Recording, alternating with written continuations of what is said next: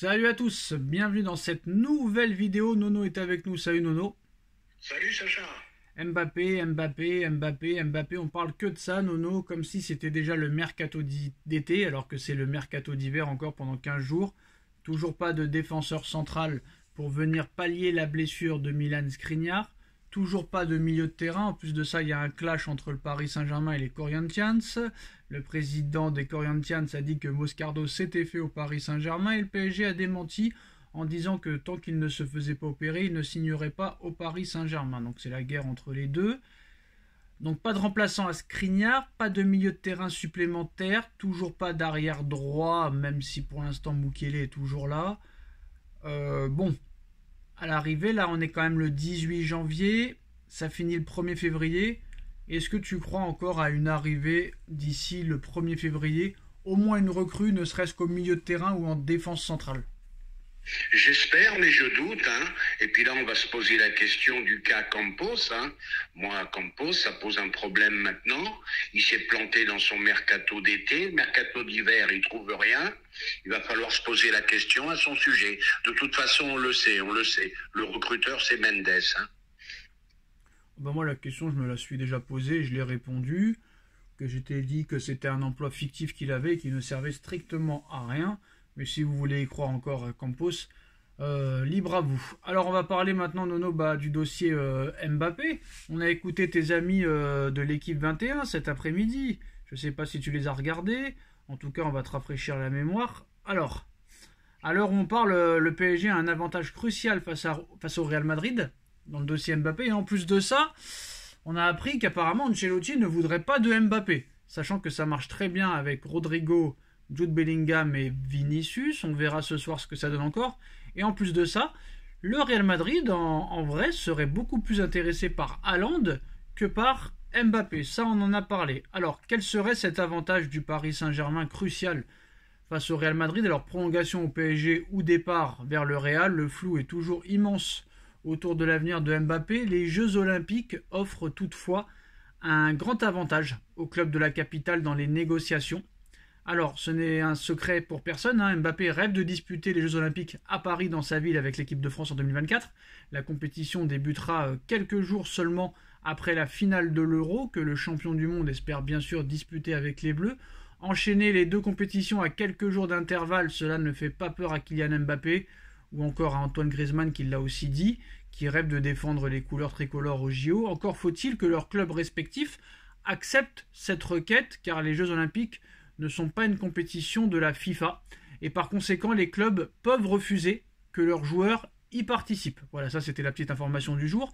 Dans l'équipe de Greg cet après-midi, on a évoqué le cas Kylian Mbappé et pour certains médias, il ne serait pas étonnant que le Real Madrid s'oppose à la participation de Kylian Mbappé au JO. Au contraire, le Paris Saint-Germain laissera carte blanche à sa star et cela pourrait compter au moment du choix final cet été pour Mbappé et ainsi offrir un bel avantage au PSG. Tout le monde sait que Mbappé a envie de faire les JO.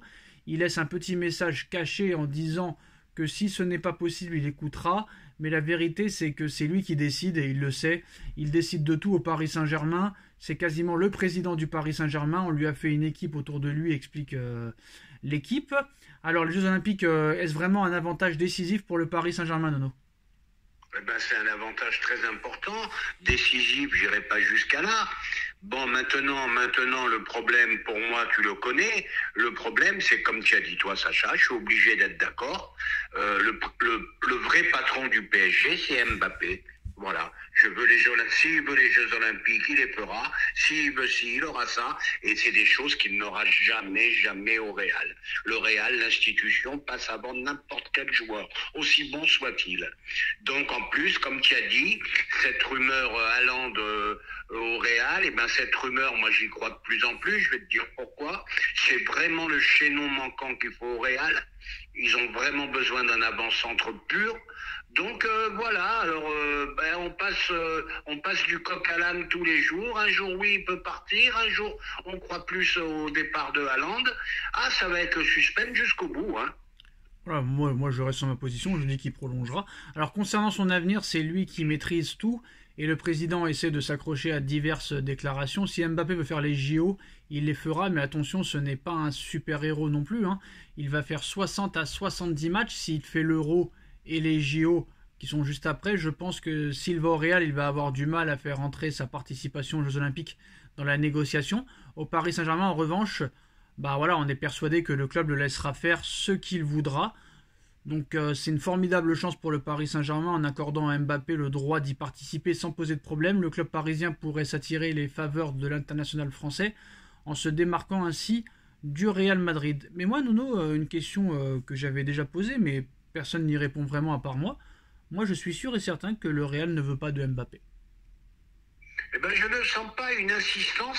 Alors c'est toujours pareil, hein, les médias disent tellement de conneries que si ça se trouve, le Real n'a jamais fixé d'ultimatum à telle date. Apparemment, date, il lui laisserait, là maintenant, il lui laisserait 2 semaines de plus. Donc c'est pour ça que j'ai jamais cru et que je pense que c'est la presse qui a inventé ça. Voilà, ils sont tellement mythos qu'on ne peut plus croire en rien. Donc voilà, le 15 janvier, maintenant c'est 2 semaines de plus, et dans 2 semaines, on ira dans encore un mois. Mais le problème, il est que il faudrait que le PSG apprenne quand même de ce qui se passe ailleurs. Rappelons-nous du cas Pedri. Il a tout joué, les JO, les Ligues des Champions, le machin, et regardez comment il a fini. Il a fini en lambeaux. Faut se méfier de ça aussi. Faut pas non plus faire n'importe quoi. C'est peut-être pour ça que le Real est plus mesuré. Et la dernière information, Nono, c'est la rumeur Karim Benzema. La rumeur Karim Benzema à Paris. Il y a une nouvelle annonce aujourd'hui. Apparemment, Nasser serait très intéressé pour un prêt de 6 mois, sachant que Kolo Muani et Gonzalo Ramos ne font pas l'affaire et ne sont pas du tout utilisés par Luis Enrique.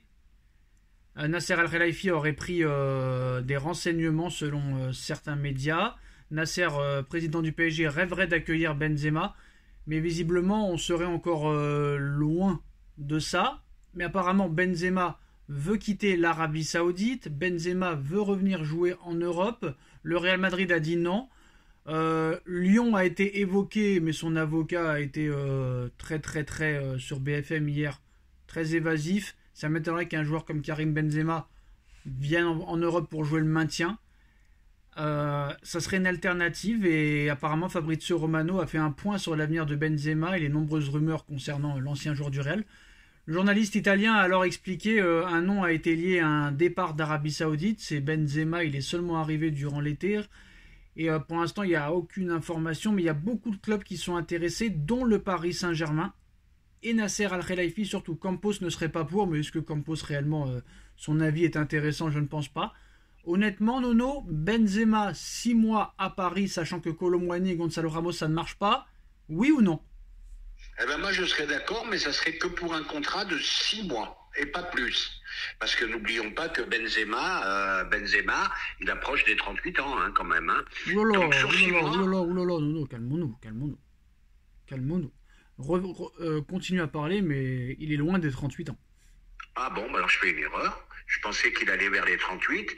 Bon, bah sur 6 mois, c'est un coup de poker à jouer. Il vient d'avoir 36 ans il y a un mois. Ah bah je l'ai vieilli, désolé. Bah moi Nono, si Benzema continue comme Giroud, alors que Giroud a 38 ans et qui marque but sur but, moi je veux bien. Hein. Ah ben Benzema, il peut t'apporter beaucoup de choses, vu la faillite des 2 recrues qu'on a achetées. Eh ben c'est un coup à tenter, Alors toi tu serais pour ou contre? Ah je serais pour, mais pour 6 mois, hein, pas pour 2 ans, ou 3 ans. Hein. Donc voilà, bah pour l'instant c'est un prêt de 6 mois qui a été évoqué.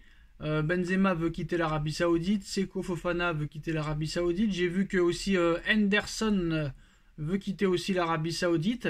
Bah en fait à l'arrivée, Nono, peut-être que l'argent ne fait pas le bonheur à l'arrivée. Hein. Eh ben, ils se sont aperçus que l'argent c'était bien beau, avec des contrats faramineux. Quand tu penses que Benzema c'était 200 millions à l'année, je sais pas si t'imagines. Donc, ben, l'argent fait pas le bonheur, ça on le sait depuis longtemps. Si, l'argent fait le bonheur, Nono, je peux te le garantir. Bon, il fait le bonheur quand même, mais enfin ils sont malheureux quand même. Ils veulent rentrer et ils s'assoient sur une tonne d'oseille. Hein. C'est pas ça, Nono, c'est que tu connais ce dicton, chasser le naturel, il revient au galop. En Arabie Saoudite. C'est sûr que s'il va venir à Paris, il va pas venir pour des cacahuètes, hein, ça sera minimum. Non, mais c'est marrant parce que tu sais, Nono, il y a tout le monde qui me clash parce que je te laisse pas parler, alors qu'à l'arrivée, c'est toi qui me laisse pas parler, Nono. Chasser le naturel, il revient au galop. En Arabie Saoudite, il n'y a strictement rien à faire. Et qu'est-ce que tu veux faire de ton oseille s'il n'y a rien à faire, Nono? Ah bah c'est sûr que c'est pas les mêmes comment dirais-je, c'est pas les mêmes façons de vivre quoi. Voilà tout simplement. Le joueur le plus heureux du monde, là c'est Neymar. T'as vu l'entraîneur de Neymar, Jorge Jesus, le portugais, a dit que entre Neymar et Cristiano Ronaldo, il n'y avait aucun intérêt à comparer les deux, qu'il y en a un c'était un bon à rien et que l'autre c'était un phénomène. Et bah le Neymar, il a même pas répondu, il s'en fout, hein. Ben oui, il a raison. T'as un professionnel d'un côté et t'as un clown de l'autre, malheureusement. En tout cas, Neymar est peut-être le plus grand homme d'affaires de ce monde, Nono, à l'heure actuelle. Avec tout l'argent qu'il a gagné en étant blessé chaque saison, chapeau à lui, c'est exceptionnel. Ah ben, je te l'avais dit, Sacha, le football est le plus beau métier du monde. Non, mais Neymar, ce qu'il a fait, Neymar, ce qu'il a fait, Neymar, ce qu'il a fait, Neymar, ce qu'il a fait, Neymar, ce qu'il a fait, Neymar, ce qu'il a fait, Neymar, ce qu'il a fait, c'est impressionnant. Parce que une grosse saison à Santos et une ou deux saisons exceptionnelles au Barça lui ont servi toute sa carrière à signer des contrats faramineux en étant blessé d'année en année. C'est chapeau à lui. Bravo. On est d'accord là-dessus. Et ben voilà, c'est la fin de cette vidéo. Dites-nous en commentaire ce que vous en pensez. On like, on partage, on commente, on s'abonne et on se retrouve très vite pour une nouvelle vidéo. Merci Nono, merci à tous. Tchuss. Merci Sacha, tchuss.